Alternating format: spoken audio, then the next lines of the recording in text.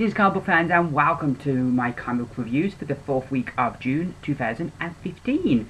We've got 18 books to get through this week, so without further ado, let's get to those reviews. So first up we're going to do the indies, and we've got 4 books to review this week from 3 different companies.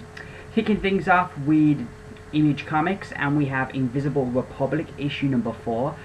This continues to be a book that I'm just absolutely loving. Really good stuff. The basic premise of this book is there is this dictator, Arthur McBride, and he's been deposed. And we've got this disgraced reporter, Koga Bab, who has found the manuscript, what is like the diary of this relative of McBride, on how he rose up to become this dictator. And he knows he's got this massive story here, and people are trying to kill him to stop this story coming out. And at the same time we're kind of getting flashbacks into Maya, the relative of Arthur McBride, and her story. So it's kind of like 2 stories in one in a way, and I'm just really enjoying it. A kind of like a sci-fi political thriller, if you will. This issue, Koga Bab had kind of he's been by himself a lot. This issue he gets an ally, which is really good, and it leads us to us learning a lot of history about this planet. They have a nice little simple map in the back that kind of lets us know the different planets that are related to this story. It was cool learning more about it. It's a lot to take in, and I think I may need to go away and reread this to kind of take in some of the history that was being talked about. But it was fascinating stuff and really interesting in learning a lot more about this planet and its history. And it's kind of like reminds me of Game of Thrones in the way that George R.R. Martin has so much history for that book and for that whole world, the world of On Ice and Fire. It has so much history for that world that it makes it so rich and makes it so real, because there is so much to it, and it feels like they're doing that with this. There's real world building going on with this issue. We learn a lot more of the history. We have nice teases of what's to come. They uncovered this photograph on the wall, and we've got McBride, but like down the bottom here you can kind of see we get that Maya is in the picture. So at some point they are going to reconnect up, and she's going to be there with his ascension to power. So that's going to be interesting. We see Maya's story as well. I like how they colour the Koga Bab story and the Maya story in 2 different kind of colour schemes. So you can instantly tell from looking at it that you've kind of got this is the Bab part of the story. It's kind of a darker palette in a way, a grimmer kind of palette, where then we have Maya's story, and there's this kind of glow to the story, a kind of more of a golden colour, the way it's coloured, to kind of really illustrate that it's a different part of the story. Her story continues to develop unexpectedly. I just have no clue where her story is going to go, and they constantly amaze me with it, and I'm really enjoying this book. It's been a really good book thus far. There was a lot of info to take in this issue, but it's still a really great read, and I give Invisible Republic issue number 4 4 stars out of 5. So moving along to Titan Comics now. What would a week be without a Doctor Who book? So we have Doctor Who, 10th Doctor Adventures, issue number 12. I'm sure we only had one of these 2 weeks ago. I know they got a bit behind, so I don't know if they're trying to catch up now, but it's a bit of a nightmare when they're coming out so quickly. This was good. I thought the thing I was really excited about, the retro regeneration, was really interesting premise, but it only lasts for 2 pages, and then it's kind of finished. So the whole excitement that last issue ended on kind of dissipates pretty quickly, and that was a bit of a kick in the nuts. I really like Gabby as a companion. I think she's really a really good character. I think they've got the Doctor's character spot on, right down to his verbiage. He's just spot on. We learn more about Dorothy, the actress, and that she's not as shallow as we first thought. We thought she wanted this artifact so she could be young, so that would be useful to an actress. but we find out this issue that there's more to her story, and it makes her a bit more of an interesting character.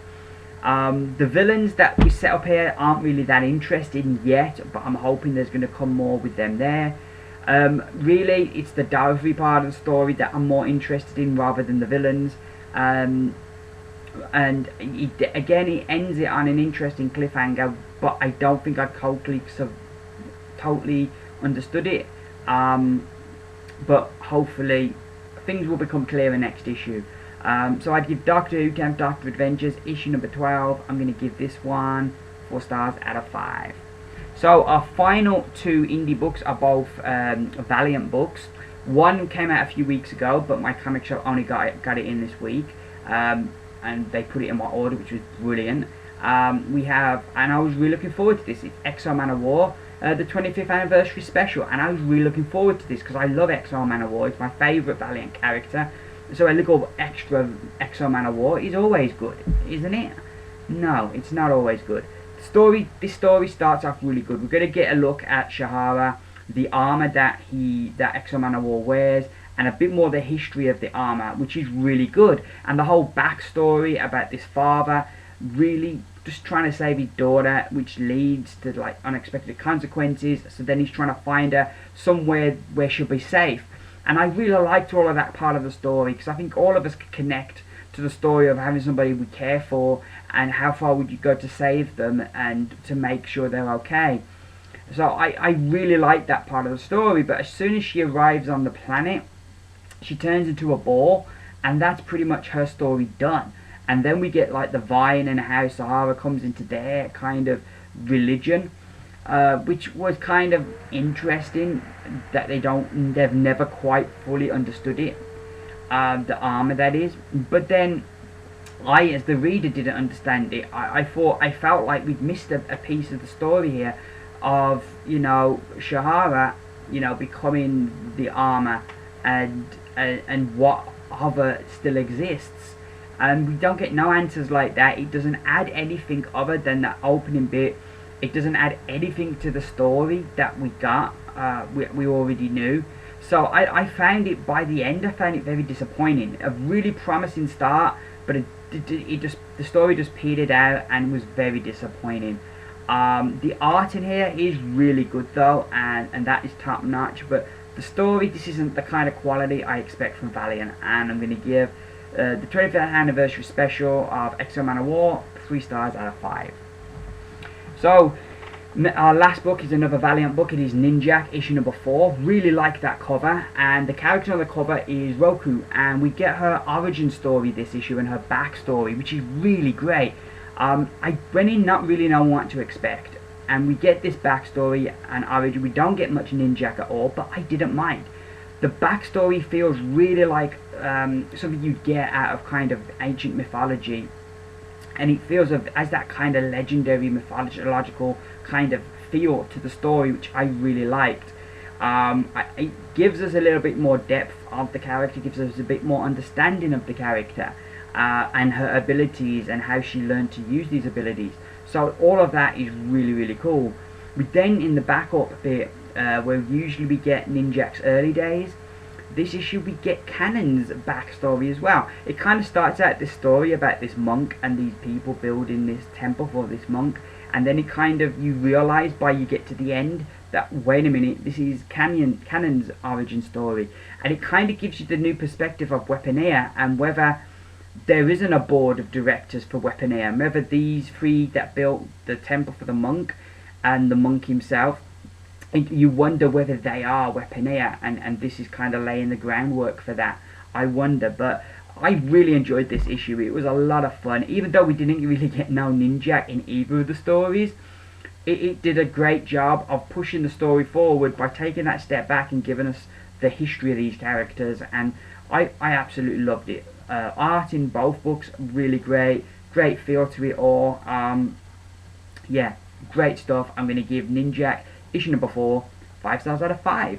So those are the indie books. Next up, we're going to go and review the books from DC Comics. So, back for the DC reviews. We've got 6 DC books to review this week. Starting off with a book from the previous week. I was tempted to pick this up when it came out, but I decided to be good.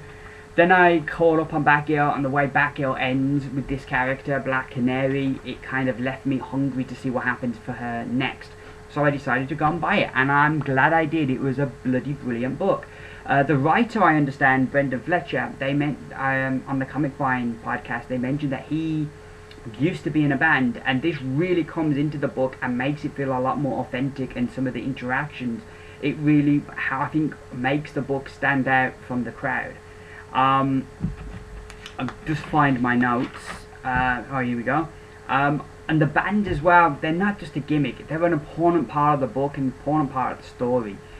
We're introduced well to all the characters this issue.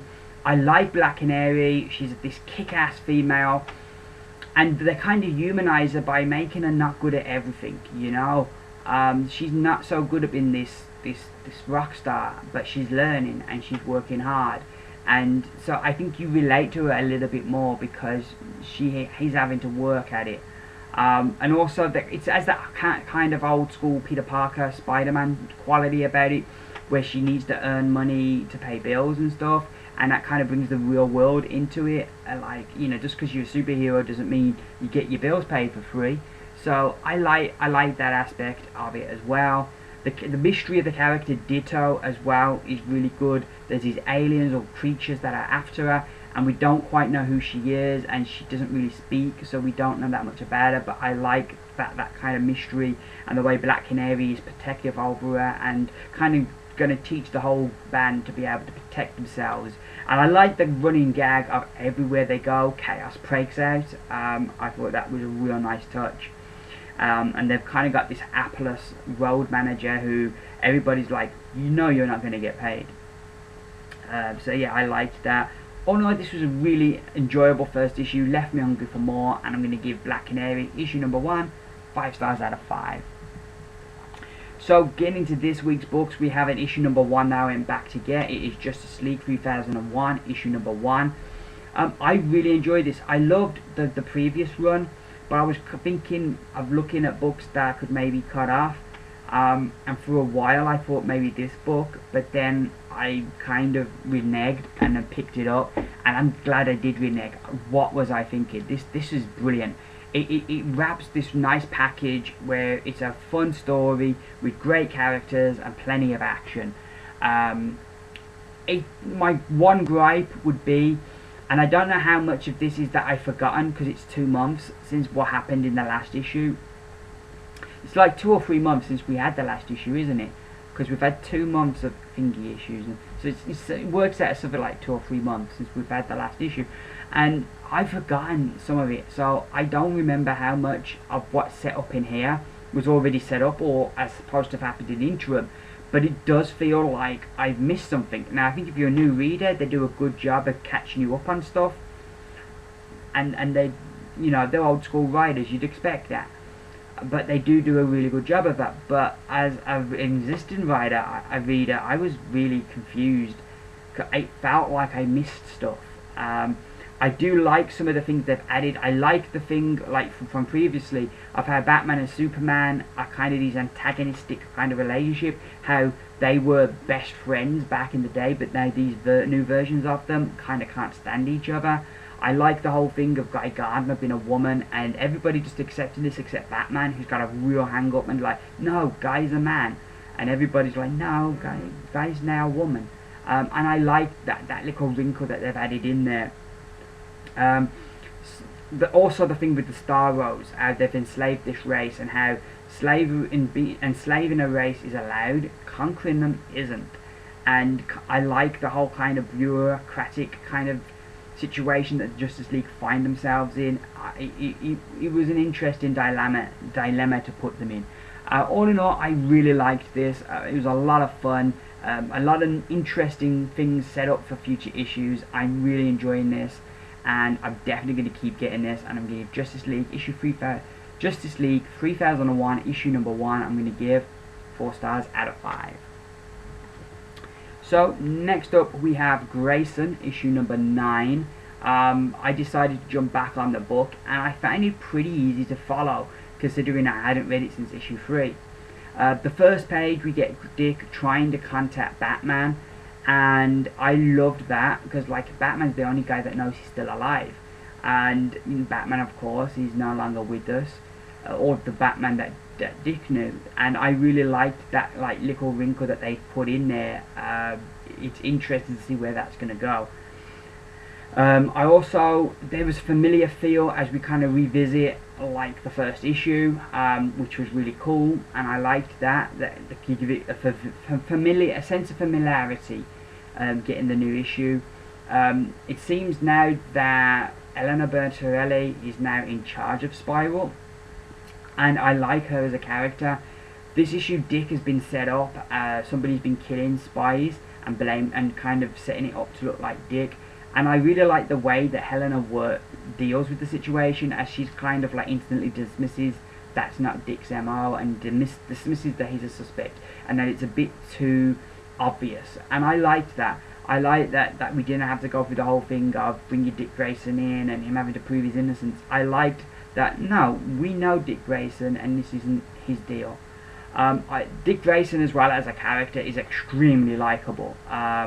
He just seems like a really cool dude in the book, and a very likable character, and very easy to read and easy to root for. I really enjoyed this first issue, really intrigued by the mystery of who is setting up Grayson, also where this Batman thing is going to go I'm also interested in. But all in all, yeah, this was really good stuff, and I give Grayson issue number 9 5 stars out of 5. Oh, and before I go, the art from Mikhail Yanin was fantastic. One of my faves. I loved him on Justice League Dark, and he's still doing great stuff on here. So next up we have Aquaman, issue number 41. New creative team, new look. I don't mind that new look. I do like the new look Aquaman. I think it works okay. The problem I had with this story is, in the past I've read books by Cullen Bunn, and he has this thing, a lot of writers use it, where they'll have the story running at 2 points in time, either, you know, the past and the present, and kind of you're filling in what's happening in the present by letting us know a bit more about the past, giving a bit more context. And it's a good thing, it's a useful thing to use, it can be good, but it can be tricky sometimes as well. You've got to use it. Now I've seen Cullen Bunn use it masterfully. His Magneto run, he always uses it every issue masterfully well, to really kind of illustrate what's going on today by showing something from the past. Worked brilliantly. And then I've read books like Deadpool's Secret Wars, where it didn't work, and it was confusing, and it took away from the book. So it can work either way. This was kind of, sadly, in the Deadpool class, as I found the story in 2 points, I found it a bit confusing, and maybe it's one of those things where I persevere with it, and when we get later on it will all click into place. But certainly for this first issue of his new run, I found the story a bit of a muddle to follow. Also, it kind of, the bits that I did get felt like we'd seen before, so that was something that you don't want. A shock for me, I didn't realise Arthur and Mira are not married, which is obvious they're not, when I sat and thought about it. But I just always, there's certain couples that you always take to being together. Lois and Clark, you know, always take them to being together. You know, there's just certain couples that are always together. You're just used to that they're a couple. But things aren't looking good for Aquaman and Mira, and that probably is something as well that I'm not happy about, because I don't like those two, that couple split up. And I know they did it in last year when they had those Future's End issues. They had Aquaman split up from Mira and go off with another woman, and I didn't like that. But all in all, I feel there is some promise underneath for this story, and there's some good ideas trying to get out, and hopefully as the story goes on those ideas will get out. But this issue I found was a bit confusing, but there was, like I said, there was some good stuff as well. So I'm going to give Aquaman 41 3 stars out of 5. So our penultimate review is The Flash, issue number 41. And this was a bit of a mess. I don't know how much of this is that the story's jumped ahead, and how much of it I forgot what happened in issue 40. But I found it a real difficult job following this. Flash has got a new uniform, which I'm like, when did that happen? that comes out of his ring now. When did that happen? He's living now with this good dude who pervs on him in the shower and as a pet rat. When did that happen? His dad now is a super villain gang in prison. When did that happen? It's just, there was a lot of stuff here, and it felt like I'd missed 2 months worth of Flash, because it just was like, it just didn't seem like it carried on from where I'd left it. It felt like I was reading a different book, and I was lost. The art remains really good, and I like the character of Barry Allen, and his mission to kind of, to prove his dad's innocence, and the mystery that there's something bigger that went on there that they're kind of covering up. So there are aspects that I like, but I found a lot of this confusing, and I'm hoping that I'll go back and I'll read issue 40 and things will click into place, but it does feel like we've jumped too far ahead and I'm just lost. Hopefully things are going to get back to being how good they've been, and I'm going to give this issue of The Flash, issue 41, sadly I'm going to give it 2 stars out of 5. And our final DC book, it is Superman, issue 41. I loved this issue. This was good stuff. It has an old school Superman feel, because we've got Lois Lane, we've got Jimmy Olsen, we've got Perry White all in the book, and working at the Daily Planet. It just feels like real old school, real proper old school Superman. We then have the mystery of this guy giving him this tip that pays off, but then the guy turns into a blackmailer who knows his secret identity, which kind of now adds kind of the fingers. Maybe Lois reveals his identity so this guy has no power over him. Maybe that's why she outs him. I liked that we're starting to get different possibilities as we're starting to get answers, so that was really cool. This truth storyline I've really been enjoying, and this just keeps it up going really good as we kind of go back to the beginning. This was some good stuff. I was amazed how much I've been enjoying all the Superman stuff. It's been really good right now, and despite all the different writers, it feels like they're all speaking with a consistent voice for Superman now, which I didn't feel we were getting when the New 52 began. So I'm going to give Superman issue 41 5 stars out of 5. So those are DC. Next up, we're going to make us some Marvel. So here we go with our last selection of books, and it is Marvel now. 7 Marvel books this week. I'm going to kick things off with the non-Secret War stuff, then we'll go into the Last Days, and then all the tie-in to Secret Wars then. So first up we have Daredevil, issue number 16. This issue sees Matt meeting with Wilson Fisk, as he's the only guy who might be able to help him turn around the damage that the Shroud has done to him. The scene between Matt and Wilson is brilliant. I really enjoyed that moment, and Matt's plan is just bonkers, and you think is Wilson going to go for it, but then kind of the story, we get all these twists and turns, and it's like, whoa. They're setting the pieces into place masterfully here to kind of for the finale, and I'm really looking forward to how they're going to end this up. As always, the art is superb. Just another really great issue, and I give Daredevil issue 16 5 stars out of 5. So next up, a book that I didn't realise was the last issue. It is Uncanny Avengers issue 5, the final issue, which I was a bit shocked. As a consequence, I do feel that this feels a bit rushed, as it kind of feels like he has to round the story up. So there's bits of story like what happened to Rogue and Sabretooth, kind of their bits of story, and the consequence that if Wonder Man is no longer living inside Rogue, how's she dealing with that? Is she happy to be back to herself and stuff? There's just little tidbits that we kind of don't get time to see, and it's kind of one of those occasions. Marvel so often, for stupid reasons, will bring out a $4.99 book, yet here they have a legitimate reason that they could have had a thicker book, because there's a more story that we could have done, and they don't take it. It's bonkers. But I did enjoy this as an end. I just felt it felt rushed. It does wrap up the major points of the story. While it doesn't feel like the total end, there's bits of story that's left. So I'm imagining that Rick Remender will be back. I hope Daniel Acuna would be bidding because I really like his art, and the fact that he inks it and colours it himself as well just helps give it a really unique feel. There's a great moment in here for I can't remember the name, the Voodoo character. Is it Dr. Voodoo? And not a character I like, but he does have a really good moment in here when he fights the High Evolutionary. The High Evolutionary is a villain I can't really take to, but I think they did as good as they could do with the story, and it left me feeling I'd got a good, satisfying conclusion to it, even if it did feel a bit rushed. So I'm going to give Uncanny Avengers issue 5 4 stars out of 5. So next up we have Black Widow, Last Days, and this is issue 19.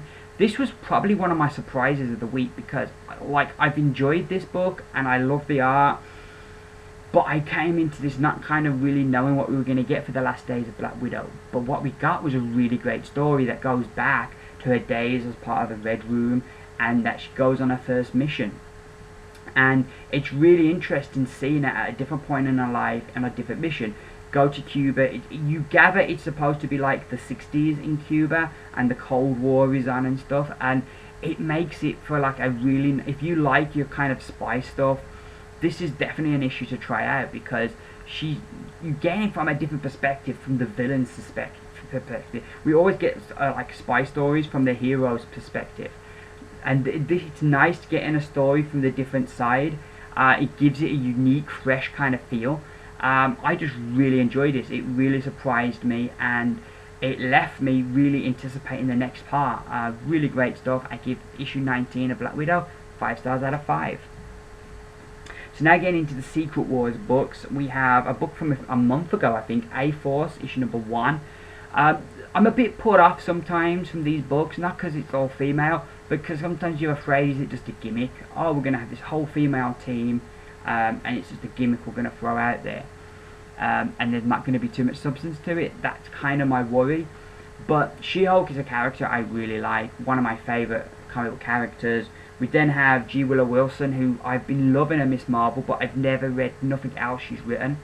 So 2 reasons there to pick this book up, and so I did, and I'm glad I did. It was a really good first issue. It lays out the story really well, introduces all the main characters really well. I liked how we get to see the burden of leadership for the She-Hulk, and that was really great, and you really empathise with her character and the different decisions she has to make.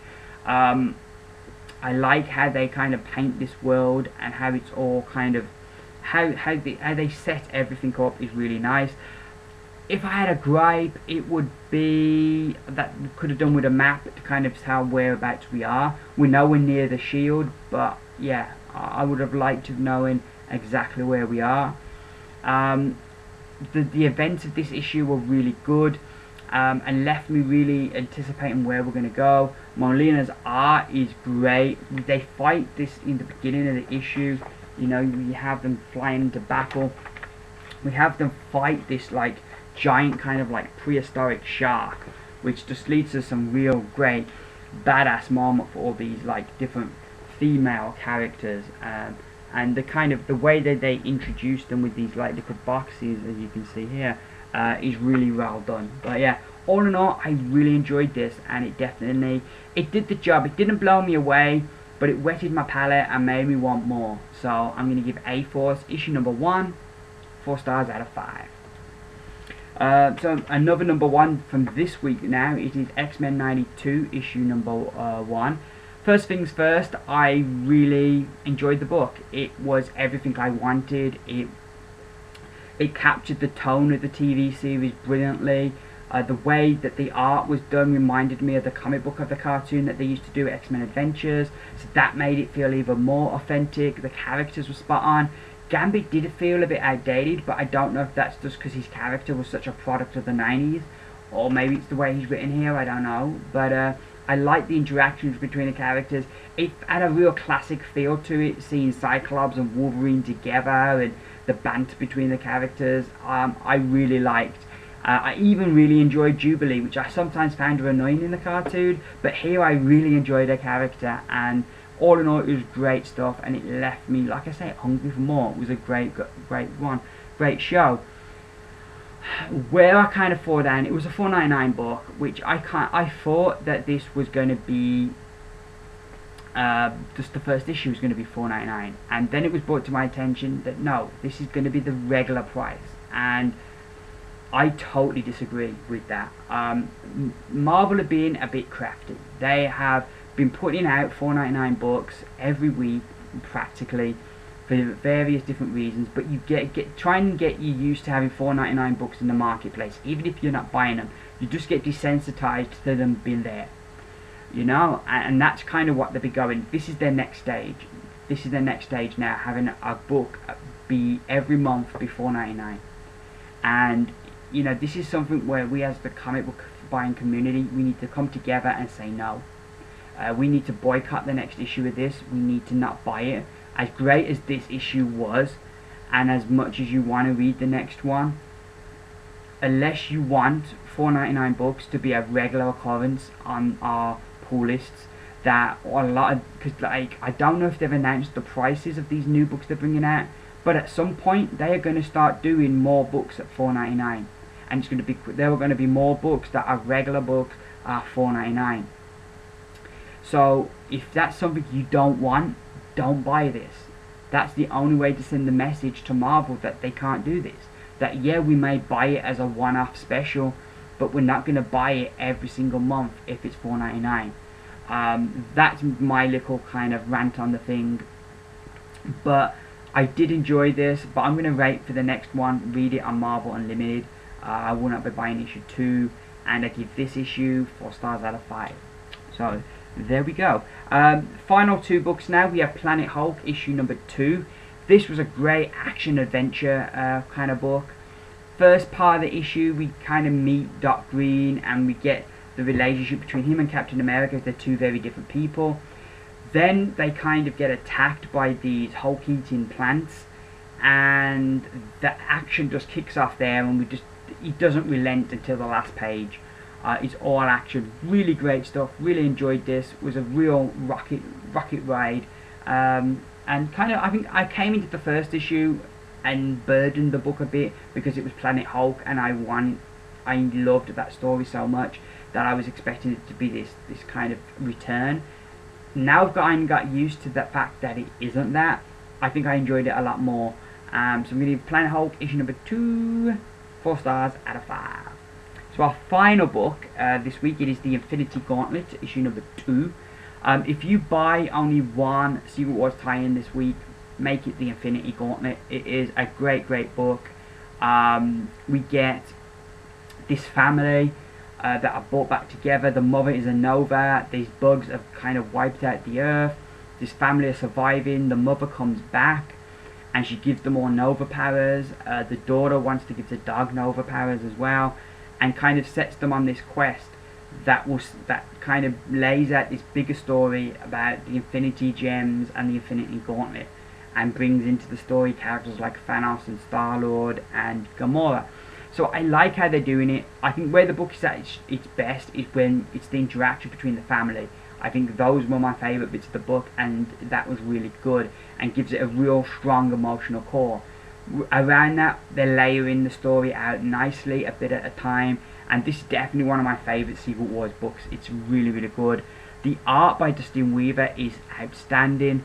I believe he's doing the colours as well, because I couldn't find the name for a colourist, so I believe it's all Dustin Weaver. But he does an outstanding job here, and yeah, just a fantastic book, well worth a pick up. And I give Infinity Gauntlet issue number 2 5 stars out of 5. So those are my Marvel books. Now let's find out what the pick of the week is.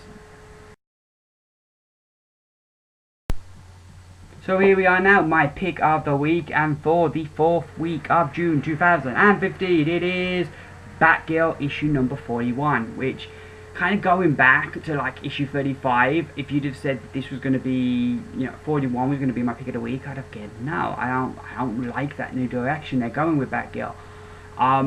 Initially, I've only ever read Batgirl in the New 52. I've never read Barbara Gordon before. So I knew of the character and knew of stuff that happened to her, but had never really read the character until the New 52. And I really like what Gail Simone did with the character, and I found it interesting. So I followed that, and then we had that whole thing where DC kind of fired Gail Simone, and then they unfired her or rehired her or whatever, and that whole mess. And I dropped it around that point because it was just like DC were getting silly, and messing people around. So I didn't read it for a bit, and I kind of came back to it during the end of Gail Simone's run, and I saw the new creative team coming, so I was interested because she'd been a character I'd liked in the New 52, but she seemed so different from the Barbara we had read in previous Batgirl that it just seemed like a new character, and I was a bit kind of like, this doesn't feel the same person.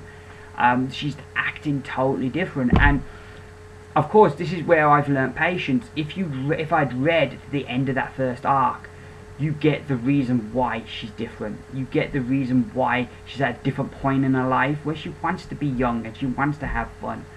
Yeah, she's had bad stuff happen to her, but she doesn't want to be kind of or moping over that all day. She wants to kind of get out there and be young and be fun and have fun and live life. And that's kind of explained in as you go on with her run, and everything by the end of that first arc made sense. Now initially, because I dropped it after like I think I bought issue 35, and I can't remember if I bought 36, but I know, yeah, I dropped it pretty quick. But then I read the end game. Somebody at my comic shop recommended that to me, one of the staff that worked there, the end game tie-in. I enjoyed that, so I thought I'd give it another go. And when I came back, I learned what a fool I'd been, and how if I'd have had patience, I'd have seen that this stuff all makes sense by the end. So yeah, so that brought me back to Batgirl. I caught up with it earlier last week, just before the new issue come out, and I went into this book looking forward to it because I liked where we'd ended up, but it wasn't like top of my pile or nothing. But then I read it and I was like, wow, this was brilliant. So we've got the new Batman, who of course I think most of us know now. It's a bit of a spoiler, so maybe cover your ears for a sec. But the new Batman is James Gordon, Barbara's father. So, but he does not know his daughter is Batgirl. This issue, he turns up and he tries to arrest Batgirl. Then James Gordon goes to his daughter and tells her that he's Batman, and he's going to track down and stop all the vigilantes in Gotham. So Batgirl has now got this dilemma that she's going to be going up against her dad.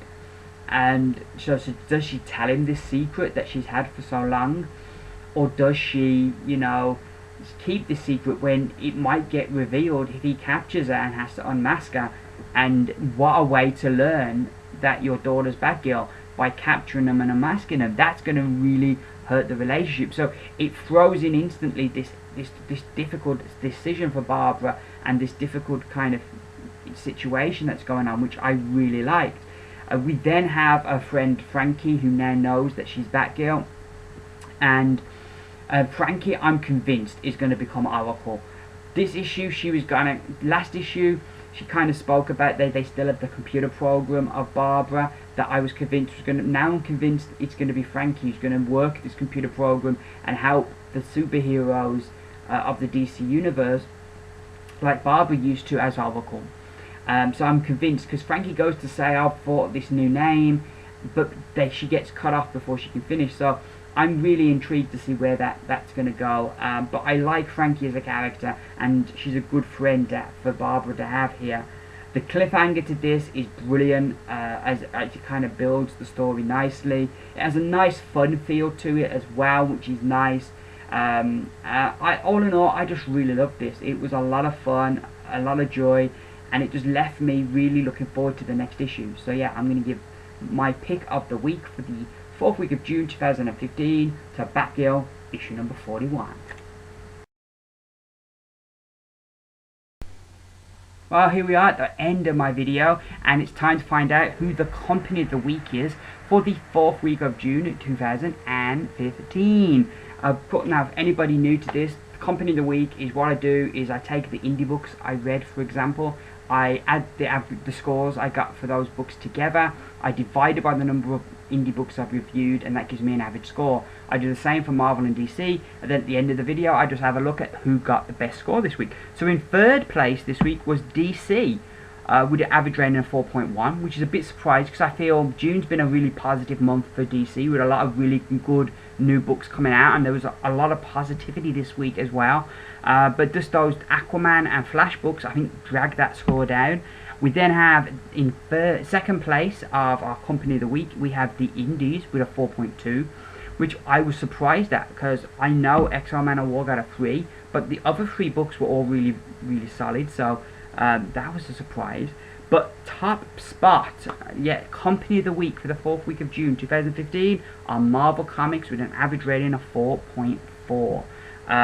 All their books were 4 or 5s this week, so it was a real strong week for Marvel, despite the pricing kerfuffle.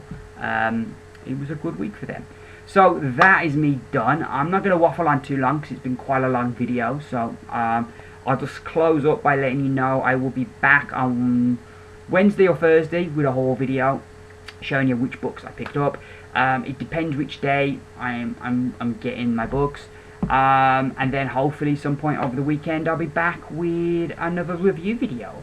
It'll be either the weekend or next Monday, one of the two. We will see how quickly I get through my comics. But anywho, thank you very much for watching. I really appreciate everybody watching my video. If you have any comments on anything I say, whether it's the whole X-Men 92 pricing debacle or anything else I've said in the video, please feel free to leave comments below. I'll endeavour to do my best to get back to you as quickly as I can. That's pretty much it. I will be back, as I said.